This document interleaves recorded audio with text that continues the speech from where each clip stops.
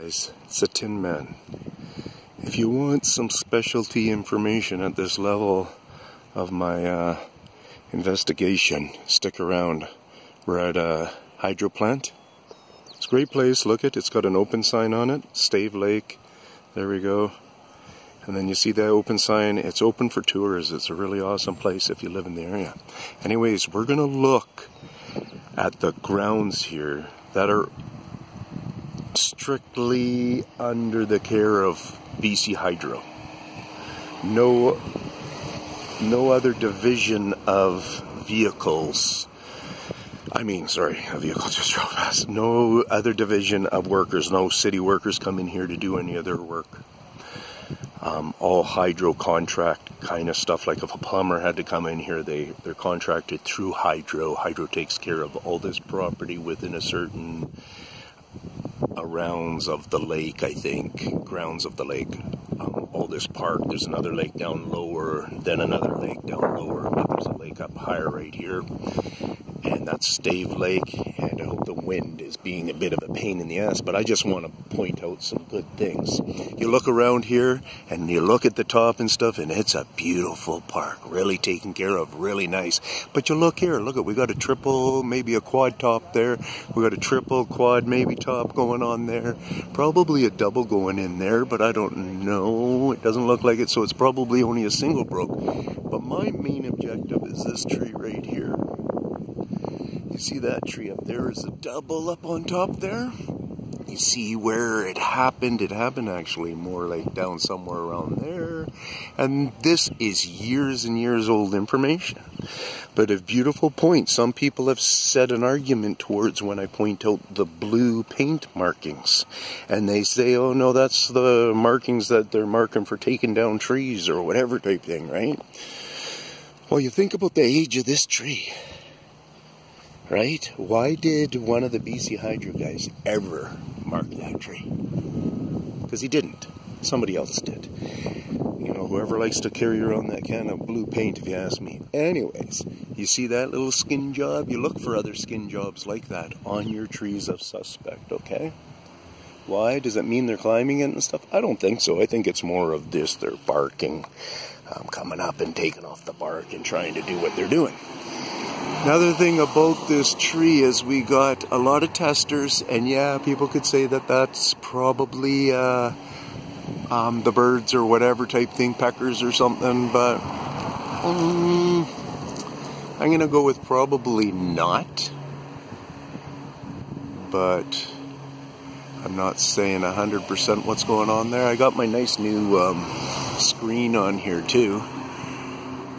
But anyways, people who know my signs there. I'm going to go up and show you the little work that is happening on this one. There. Because what I'm proving to you guys in the difference than what I'm proving on this other site there, or I mean on lots of other sites, is the little bit of activity that they're doing around here. And the reason is because they know, obviously, the intelligence that works around a field here. So they're afraid to make too much notification of this catastrophe around British Columbia of avalanches, of fracking, of stuff just falling apart. So you see that pin in there? The middle about? That was obviously done many years ago. So when they came here, that fracture might have been here, and they pinned that in the hopes of keeping it held together. So if you look all through this, there's not much. There's a little bit of white dust stuff coming down. Then you get it around in here. See that spot? Whoops. Let me just zoom in a bit. You see that spot right there? You see some spots there. You see a few other spots. You turn around and you come to this wall. You see this spot here.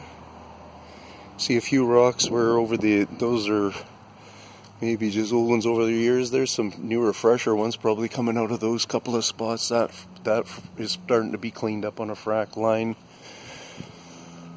You know, they're working it. I know they're working it, you guys, 100%. You guys don't really see the signs that I've looked at 1,000 times now, right? You're looking at them on a camera. And these guys 100% are working this. It's funny because remember on that last site I showed you, they didn't leave any of the remnants down on the ground. They were shoving it back in that huge gap. That was the one up in Squamish by Whistler there. And yeah, you might think to yourself, why don't they just knock that down? Because they take their time. They're fooling us. Remember, we don't know they're here. You know, they might think that we know some stuff, but they probably have no idea how much is being explored right now. So you see particle of actual dust in that. When you see the dust in there, that's always a nice thing. I like to see the dust. I mention it a lot.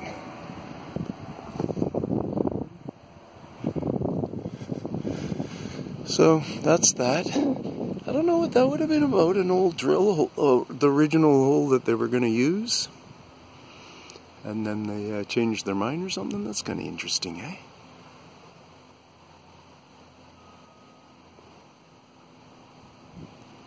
So that is that. There's another little chunk out of there that I pointed out from the other side. Looks like they're kind of working that little bit of a, call it a vein, right? Kind of, if I'm in the right spot there, coming down there. You can see the discoloration. Is that 100% factual? I don't know, but I believe it's going to really help us. See, you can tell, you can just see the freshness in there. Here, there are some rocks on top, but growth on them and stuff too. So there, that big fracking of a piece that might have come out of there might have been carried away or something, right? So there's, you know, spots like that I think are kind of where the kids pick at and stuff, this kind of stuff. So peace out from the Tinman. Hope you're getting it.